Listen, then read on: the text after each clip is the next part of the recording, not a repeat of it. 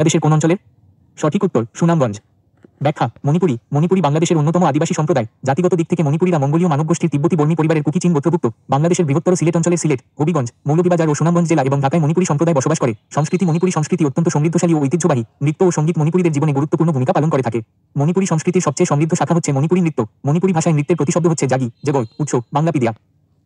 প্রশ্ন, বাংলাদেশের রণসঙ্গীতটির সুরকার কে? সঠিক উত্তর কাজী নজরুল ইসলাম। ব্যাখ্যা, বাংলাদেশের রণসঙ্গীত কাজী নজরুল ইসলাম। বাংলাদেশের রণসঙ্গীতের রচয়িতা। চল চল চল, ঊর্ধ্বগণে বাজে মাদল।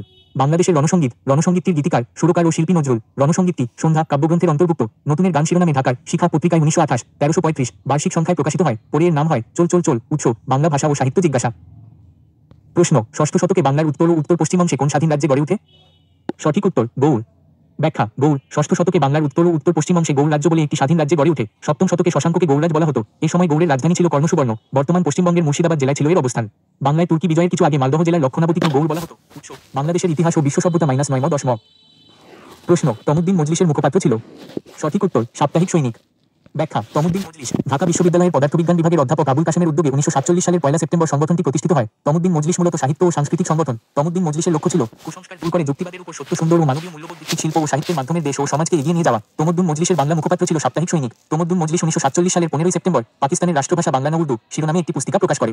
বিদ্রোহ অনেক বইতে তমুদ্দিন মজলিস 1947 সালের 2 সেপ্টেম্বর প্রতিষ্ঠিত হয় উল্লেখ আছে। অপশনে 2 সেপ্টেম্বর থাকলে তা সঠিক উত্তর বলে গণ্য হবে। অনেক সময় অপশনে সাহিত্য ও সংস্কৃতি দুটোই থাকলে সঠিক উত্তর হবে সাংস্কৃতিক প্রতিষ্ঠান। এই বিষয়ে আরও বিস্তারিত তথ্য লাইভ বেসিক-এর তথ্যকল্পদ্রুম বাটনে দেখুন।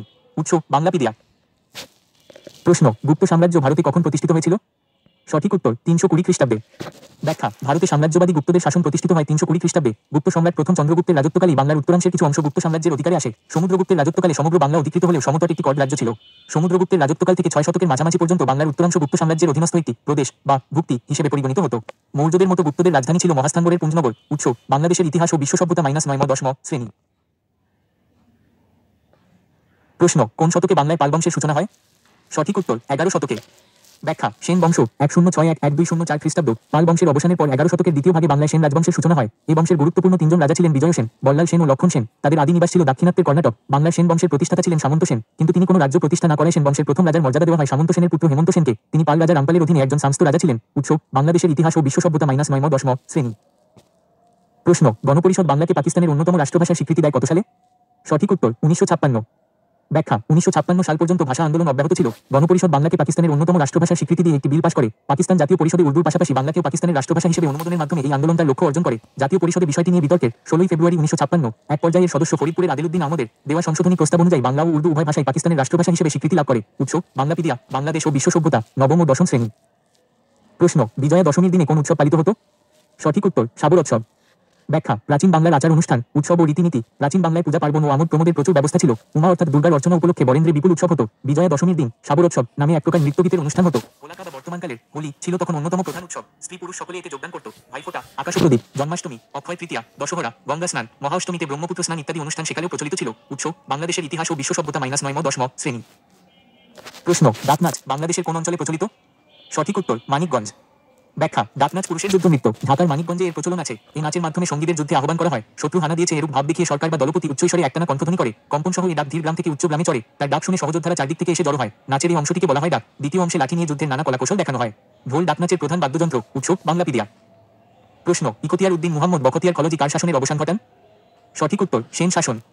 ব্যাখ্যা, বাংলায় মুসলমান শাসনের সূচনা। 13 শতকের শুরুতে তুর্কি সেনাপতি ইকতিয়ার উদ্দিন মুহাম্মদ বখতিয়ার খলজি বাংলার উত্তর ও উত্তর পশ্চিমাংশে সেন শাসনের অবসান ঘটিয়ে মুসলমান শাসনের সূচনা করেন। বখতিয়ার খলজি 1195 খ্রিস্টাব্দে জীবিকার অন্বেষণে গজনীতে আসেন। সেখানকার শাসনকর্তা মালিক হিজবরউদ্দিন তাকে মাসিক বেতনে সৈন্য বিভাগে নিযুক্ত করেন। বখতিয়ার অল্পসংখ্যক সৈন্য সংগ্রহ করে পার্শ্ববর্তী ক্ষুদ্র ক্ষুদ্র রাজ্য আক্রমণ করতে শুরু করেন। এই সময় তার কথা চারদিকে ছড়িয়ে পড়ে। অনেক ভাগ্যান্বেষী মুসলমান তার সৈন্য দলে যোগদান করে। ফলে বখতিয়ারের সৈন্য সংখ্যা বৃদ্ধি পায়। এভাবে পার্শ্ববর্তী এলাকায় আক্রমণ চালিয়ে তিনি দক্ষিণ বিহারে এক প্রাচীরঘেরা দুর্গের মতো স্থানে আসেন এবং আক্রমণ করেন। বিহার দখলের পর বখতিয়ার অনেক ধনরত্ন সহ দিল্লির সুলতান কুতুবউদ্দিন আইবকের সঙ্গে সাক্ষাৎ করেন। নদিয়ায় আক্রমণ করে লক্ষণ সেনকে পরাজিত করে বাংলায় মুসলিম শাসন সূচনা করেন। উৎস বাংলাদেশের ইতিহাস ও বিশ্ব সভ্যতা -9 ম 10 ম শ্রেণী। প্রশ্ন, আমার ভাইয়ের রক্তে রাঙানো 21শে ফেব্রুয়ারি গানটির বর্তমান সুরকার কে? সঠিক উত্তর আলতাফ মাহমুদ। ব্যাখ্যা, আমার ভাইয়ের রক্তে রাঙানো 21শে ফেব্রুয়ারি আমি কি ভুলিতে পারি এই কবিতাটি রচনা করেছিলেন ঢাকা কলেজের ছাত্র আব্দুল গাফফার চৌধুরী। 1952 সালের 21শে ফেব্রুয়ারি ভাষার দাবিতে ছাত্র মিছিলে গুলি চালানোর প্রেক্ষাপটেই রচিত হয়েছিল কবিতাটি। এটি হাসান হাফিজুর রহমান সম্পাদিত ও মোহাম্মদ সুলতান কর্তৃক প্রকাশিত 21শে ফেব্রুয়ারি সংকলনে 21এর গান হিসেবে ছাপা হয় 1953 সালের মার্চ মাসে। এটি প্রথমে সুর করেন আব্দুল লতিফ এবং বর্তমানে যে সুরে গাওয়া হয় তা করেছেন আলতাফ মাহমুদ। উৎস জাতীয় তথ্য বাতায়ন ও বাংলাপিডিয়া। প্রশ্ন, বাংলায় হুসেন শাহী বংশ নামে এক নতুন বংশের শাসন পর্ব শুরু করেন। সঠিক উত্তর আলাউদ্দিন হুসেন শাহ। ব্যাখ্যা হুসেন শাহী বংশ হাবসি শাসন উচ্ছেদ করে বাংলার সিংহাসনে বসেন সৈয়দ হুসেন সুলতান হয়ে তিনি আলাউদ্দিন হুসেন শাহ উপাধি গ্রহণ করেন। এভাবেই বাংলায় হুসেন শাহী বংশ নামে এক নতুন বংশের শাসন পর্ব শুরু হয়। বাংলার স্বাধীন সুলতানদের মধ্যে হুসেন শাহী আমল 1493-1538 খ্রিস্টাব্দ ছিল নানা কারণে তাৎপর্যপূর্ণ। সুলতান আলাউদ্দিন হুসেন শাহ ছিলেন হুসেন শাহী যুগের প্রধান সুলতান। পিতা সৈয়দ আশরাফ আল হুসাইনি ও ভাই ইউসুফের সাথে তিনি তুর্কিস্তানের তিরমিজ শহর থেকে বাংলায় আসেন এবং রাড়ের চাঁদপাড়া গ্রামে প্রথমে বসবাস শুরু করেন। হুসেন শাহ পরে রাজধানী গৌড়ে যান এবং মুজাফফর শাহের অধীনে চাকরি লাভ করেন। পরে তিনি উজির হন। এভাবেই তিনি বাংলার ক্ষমতায় আসেন। উৎস বাংলাদেশের ইতিহাস ও বিশ্ব সভ্যতা -9 শ্রেণী। প্রশ্ন কোথায় বাংলা ভাষাকে আরবি হরফে লেখার প্রস্তাব উত্থাপন করা হয়? সঠিক উত্তর করাচি। ব্যাখ্যা ভাষা আন্দোলনের প্রেক্ষাপট 1948-1950 1948 সালে করাচিতে অনুষ্ঠিত নিখিল পাকিস্তান শিক্ষা সম্মেলনে বাংলা ভাষাকে আরবি হরফে লেখার একটি প্রস্তাব উত্থাপন করা হয়। প্রখ্যাত ভাষাবিদ ডক্টর মুহম্মদ শহীদুল্লাহ সেই প্রস্তাবের তীব্র প্রতিবাদ জানান। বাংলা ভাষাকে বিকৃত করার এই চেষ্টার অংশ হিসেবে 1949 সালের মার্চ মাসে পূর্ব বাংলা ভাষা কমিটি গঠন করা হয়, যা তথাকথিত ভাষা সংস্কারের নামে বাংলা ভাষার অস্তিত্বকেই হুমকির মুখে ফেলে ঢাকা বিশ্ববিদ্যালয়ের বিরোধিতা করে এই ষড়যন্ত্রের বিরুদ্ধে সোচ্চার হয়। ভাষার অধিকার রক্ষায় নতুন করে আন্দোলনের সংগঠিত প্রয়াস শুরু হয়। 1950 সালের 11ই মার্চ ঢাকা বিশ্ববিদ্যালয়ের ছাত্রনেতা আব্দুল মতিনকে আহ্বায়ক করে ঢাকা বিশ্ববিদ্যালয় রাষ্ট্রভাষা সংগ্রাম পরিষদ গঠিত হয়। এই কমিটির নেতৃত্বেই ভাষা আন্দোলন নতুন করে প্রাণ ফিরে পায় এবং জনগণের সচেতনতা ও প্রতিবাদের মাধ্যমে তা আরও বেগবান হয়ে ওঠে। উৎস বাংলাদেশের ইতিহাস ও বিশ্ব সভ্যতা -9 শ্রেণী। প্রশ্ন সর্বপ্রথম ঢাকাকে বাংলার রাজধানী করা হয় কত সালে? সঠিক উত্তর 1610।